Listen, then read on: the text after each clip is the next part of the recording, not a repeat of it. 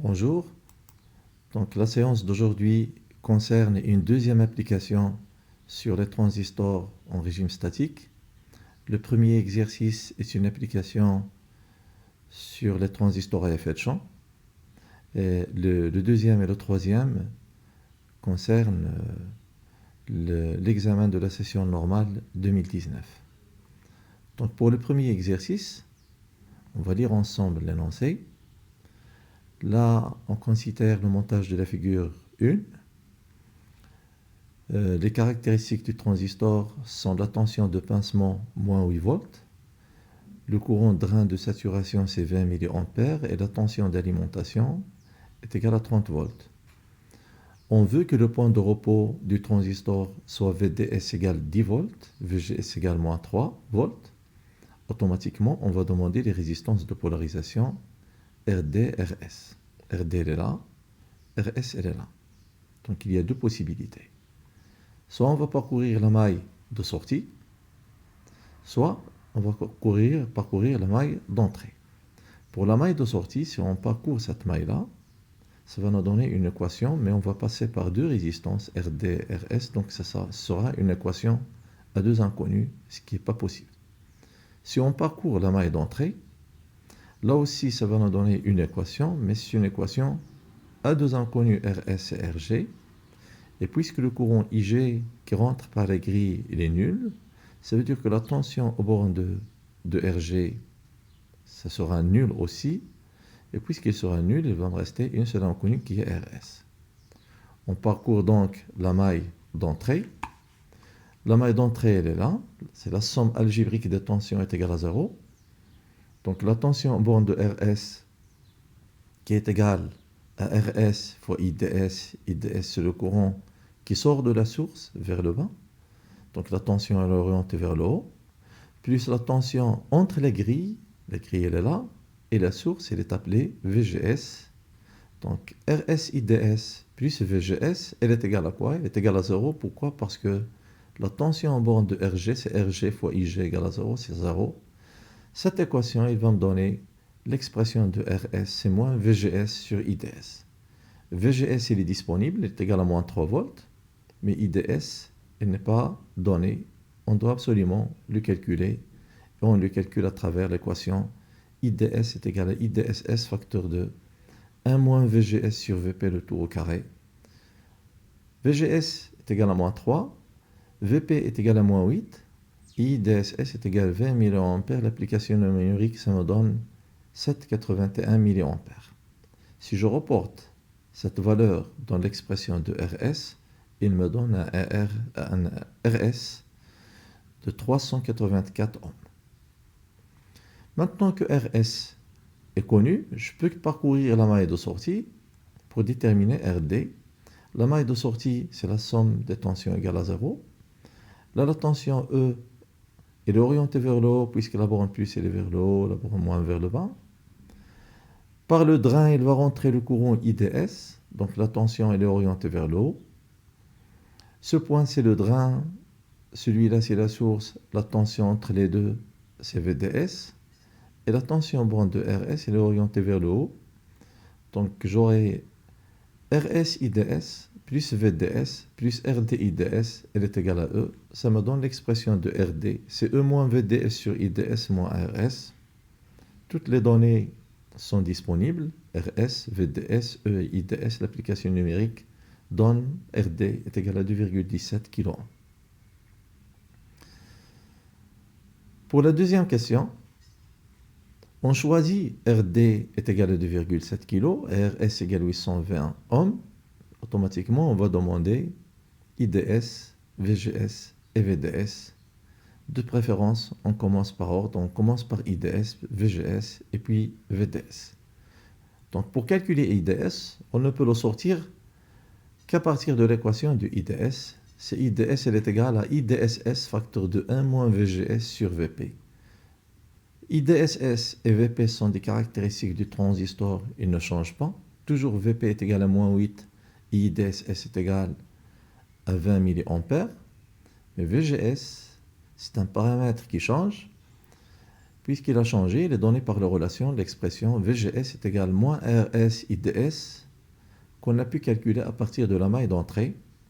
En reportant VGS dans l'expression du IDS, ça me donne IDS est égal à IDSS facteur de 1 plus RS IDS sur VP le tout au carré. Là, c'est une identité remarquable que je développe en la développant.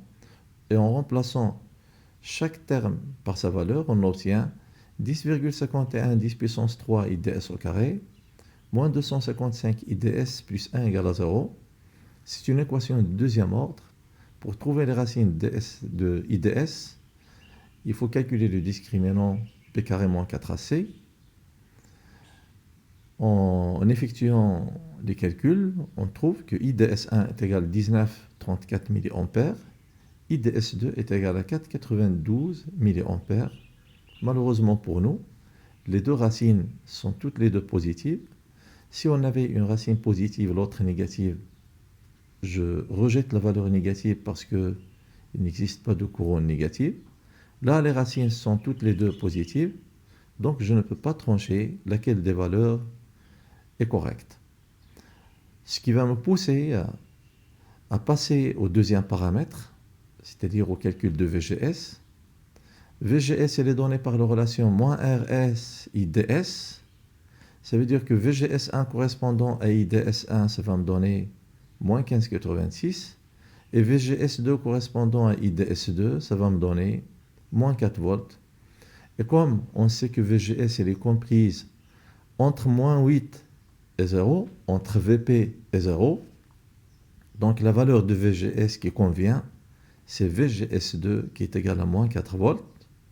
Et puisque c'est moins 4 volts, VGS2 qui convient, ça veut dire que c'est IDS2 qui correspond à la valeur de ITS. Donc déjà, IDS maintenant est égal à 5 mA et VGS elle est égale à moins 4 volts. Et pour calculer VDS, à partir de la maille de sortie, VDS est égal à 1 moins RD plus RS IDS. L'application numérique, ça me donne 12,4 volts.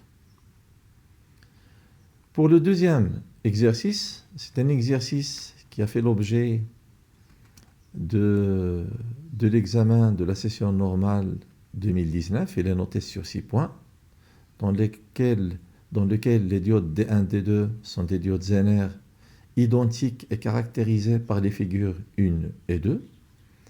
Si on va aux figures 1 et 2, la figure 1, elle est là, la figure 2, elle est là. Remarquons que lorsque le courant circule de N vers P, là, la diode Zener, il va jouer son rôle de diode Zener. Et sa caractéristique, c'est la caractéristique d'une diode Zener qui a une résistance qui est équivalente à une résistance RZ en série avec un générateur. C'est ce qu'on va calculer. Mais lorsque la diode, pour la figure 2, lorsque la diode Zener est traversée de P vers N, la diode Zener va jouer le rôle d'une diode normale. Sa caractéristique, elle est là. Revenons donc pour analyser la caractéristique. Déjà, la première étape, il faut calculer la résistance Zener. La résistance Zener, c'est 1 sur tangente bêta. On suppose que là, il y a un angle bêta. Tangente bêta, c'est cette distance sur celle-là. Cette distance, c'est 25 moins 0. Mais il faut faire attention à l'unité. IZ, elle est donnée en milliers, donc c'est 25 10 moins 3. Sur la distance qui est là, c'est 12,5 moins 12. Donc sur 0,5, ça me donne RZ est égal à 20 ohms. Je reviens sur la même caractéristique. Je prends un point quelconque sur la caractéristique dont les coordonnées sont les variables. Donc ça sera là IZ. Et là, ça sera V. Et je recalcule tangente bêta entre ce point et celui-là. Ça me donne tangente bêta. C'est IZ moins 0 sur V moins 12. Elle est égale à 1 sur RZ, puisque tangente bêta, c'est déjà calculé, c'est l'inverse de la résistance. Donc V, elle est égale à quoi? V au bord de la diode Zener est égal à 12 plus 20 fois IZ. On remarque que cette tension, la V, c'est la somme de deux tensions. Une tension de 12 et une autre tension qui est égale à 20 fois IZ. Donc V au borne de la diode Zener, et là, ça doit être la somme de deux tensions en vert. La première, c'est 12 volts, donc la borne plus va être vers le haut pour orienter la tension vers le haut. Et la deuxième, c'est la résistance de 20 qui multiplie IZ. IZ va aller vers le bas pour que la tension soit vers le haut, pour que la somme des tensions est égale à V, c'est ce que nous avons retrouvé là.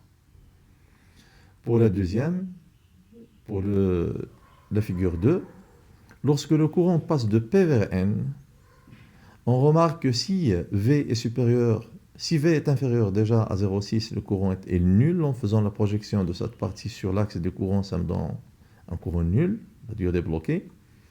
Mais si V est supérieur à 0,6, la projection de la caractéristique verticale sur l'axe des tensions, ça me donne un générateur de 0,6. Ça veut dire que lorsque la diode Zener est traversée de P vers N, elle est équivalente à un générateur de 0,6. C'est ce que j'ai noté là. De P vers N, le courant, ça s'appelle le courant direct parce que la diode joue le rôle d'une diode normale. Et cette tension V, elle est équivalente à un générateur de 0,6. La borne plus, elle est vers le haut et la borne moins vers le bas. La question suivante, on nous dit ces diodes sont utilisées dans le circuit de la figure 3. Pour chaque demi-période de VE de T, donnez les circuits équivalents et les expressions ainsi que les valeurs numériques de VS de T. Déjà, on remarque que VE de T, il prend la valeur 15 volts constante pour la première demi-période, puis il prend une autre valeur négative, moins 15 volts, et constante sur la deuxième demi-période. Donc on va analyser la première demi-période de 0 à T demi. Ça veut dire que VE de T, il est équivalent à un générateur de 15 volts. Elle est constante. Je reviens là, vers la figure. VE de T pour la demi-période, elle est égale à 15 volts. Ça veut dire que le courant va circuler dans ce sens. Puis il va descendre dans R2. Il va retrouver la diode D1 montée comme étant une diode normale, à jonction. Elle est passante.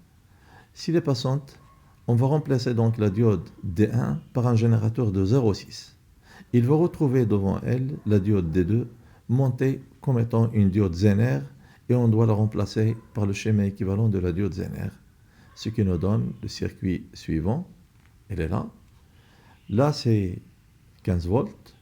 On s'irait avec R1. Et les deux diodes, je les ai remplacées par un générateur de 0,6, puis un générateur de 12, on s'irait avec 20. Et on nous demande la tension VS. Remarquons que le générateur de 15, il est en série avec R1. Et cette branche-là, elle est parallèle à celle-là. Donc il y a deux branches parallèles. Et on demande la tension au bord de l'une des branches, puisque c'est la même tension. Et cette tension, le théorème qui nous donne directement des calculs, c'est le théorème de Millman. L'application du théorème de Millman, il nous donne VS, il est égal 15 sur R1, 15 sur 1000, plus le générateur 12,06, 12,06 c'est la somme des deux, sur la somme des résistances R2 plus 20, c'est 1020, sur 1 sur 1000 plus 1 sur 1020, ça me donne 13,81 volts. Pour la deuxième demi-période, on remplace le générateur, la tension VE, par un générateur, remarquez qu'il est inversé, donc c'est moins 15. On s'irait avec la résistance R1. La première diode va jouer le rôle de diode Zener. Je la remplace par son schéma équivalent, puisque le courant va monter dans le circuit. Et le deuxième générateur, la deuxième diode Zener va jouer le rôle de diode normale. Je la remplace par un générateur de 0,6. Les branches sont en parallèle. Le calcul de VS se fait à travers le théorème de Millman. VS est égal à moins 15 sur 1000, moins 12,6 sur 1020, sur 1 sur 1000 plus 1 sur 1020, ça me donne moins 13,81 volts. Pour tracer les deux signaux d'entrée et de sortie sur le même graphe, déjà la tension VE, c'est un signal carré puisqu'il prend la valeur 15 jusqu'à T demi, puis il prend la valeur moins 15 jusqu'à T. Là, c'est T. Donc, c'est un signal carré.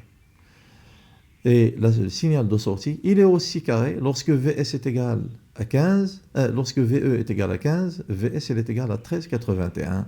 Et lorsque Vs est égal à moins 15, VE est égal à moins 15, Vs est égal à moins 13,81. Donc c'est un signal carré entre 13,81 et moins 13,81. Donc Vs elle est en rouge et VE elle est en noir. On nous demande la valeur moyenne de Vs de t. Par définition, la valeur moyenne de Vs de t, c'est 1 sur t intégrale de 0 à t Vs de t dt. Vs de t prend deux valeurs. Une première valeur, 13,81 de 0 à t demi, de 0 à t demi 13,81, et une deuxième valeur qui est moins 13,80 sur la deuxième période. Donc t demi à t, c'est moins 13,81, ça me donne une valeur moyenne qui est nulle. Pour le troisième exercice, on considère le montage de la figure 4. La figure 4, elle est là. Le transistor est monté en émetteur commun. Et on nous demande les expressions des droites statiques d'entrée et de sortie. Et de donner l'expression de, je dis bien, de IC en fonction de IB.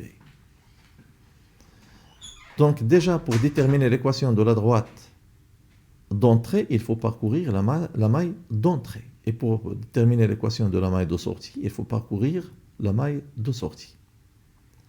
Donc on commence déjà de la maille d'entrée. La maille d'entrée, c'est la maille qui fait intervenir les grandeurs d'entrée IB et VBE. Donc il est là. La somme algébrique des tensions est égale à 0. Puisque le courant IB rentre par la base dans ce sens, la tension en borne de RB, c'est le sens inverse. Et VBB, la borne plus, elle est là, la borne moins, elle est là, donc elle est orientée vers le haut. Et j'aurai VBE plus RBIB, elle est égale à VBB, ce qui me donne IB, c'est moins VBE sur RB, plus VBB sur RB. Pour la droite de charge, de sortie, VCC, elle est orientée vers le haut.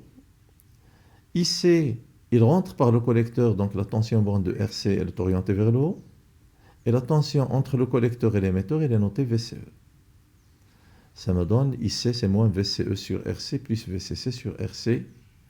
Et pour le montage à émetteur commun, on a déjà vu que IC est égal à bêta IB plus bêta plus 1 ICB0. Je peux facilement tracer les droites IC, IB et IC en fonction de IB. IC en fonction de VCE.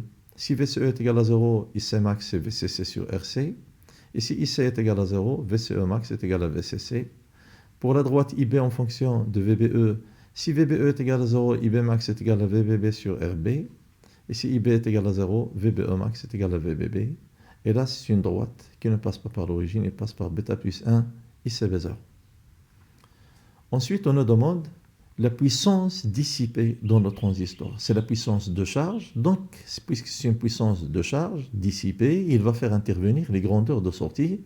Comment on sait que la puissance, c'est la tension fois le courant? La tension de charge dissipée dans le transistor, c'est VCE, la grandeur, la tension borne de transistor, qui multiplie le courant de sortie qui est IC. Donc VCE fois IC. Il demande P en fonction de IC, ça veut dire que VCE doit être remplacé en fonction de IC à partir de la maille de sortie. La maille de sortie, c'était VCC est égal RCIC plus VCE. Je cherche VCE, c'est VCC moins RCIC, je le remplace, ça me donne directement la puissance en fonction de IC. On nous demande quel sera le IC max pour laquelle la puissance est maximale. Il suffit de dériver P par rapport à IC, ça me donne un IC max est égal à VCC sur 2RC. Donc on doit tracer P en fonction de IC. Déjà P, il s'annule si IC est égal à 0 ou bien IC est égal à VCC sur RC. En résolvant P égale à 0. Et Fp de VCC sur 2RC est égal à VCC carré sur 4RC.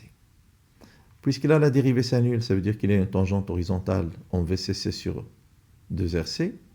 La courbe commence de 0, puisque P s'annule en 0, il va asymptotiquement, il va vers la tangente horizontale, puis il s'annule en VCC sur RC. On remarque que la courbe de puissance, il est constituée de deux régions, une région entre 0 jusqu'à VCC sur 2RC, et une deuxième région de VCC sur 2RC jusqu'à VCC sur RC. Il est conseillé de travailler dans la zone 2, parce que ça, dans cette zone-là, lorsque IC augmente, la puissance diminue. Pour le calcul des coefficients de stabilisation S1 et S2, toujours on commence par la relation IC égale bêta IB plus bêta plus 1 ICB0. Aucune approximation n'est admise. Et puisque là, IB, il dépend implicitement de bêta VBE et ICB0, on doit passer par l'équation de la maille d'entrée pour tirer IB. IB, c'est moins VBE sur RB plus VBE sur RB. En reportant l'équation 2 dans 1, c'est-à-dire en remplaçant IB qui est là par son expression, ça me donne l'expression du IC. La dérivée par rapport à ICB0, ça me donne bêta plus 1. La dérivée par rapport à VBE, ça me donne bêta sur RB.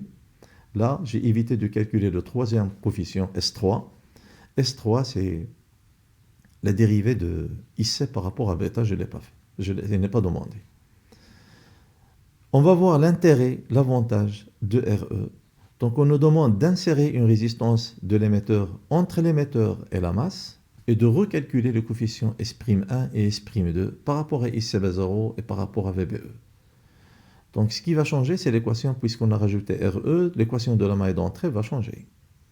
Donc, l'équation de la maille d'entrée, il me donne un autre IB, c'est VBB moins RE IC moins VBE sur RB plus RE.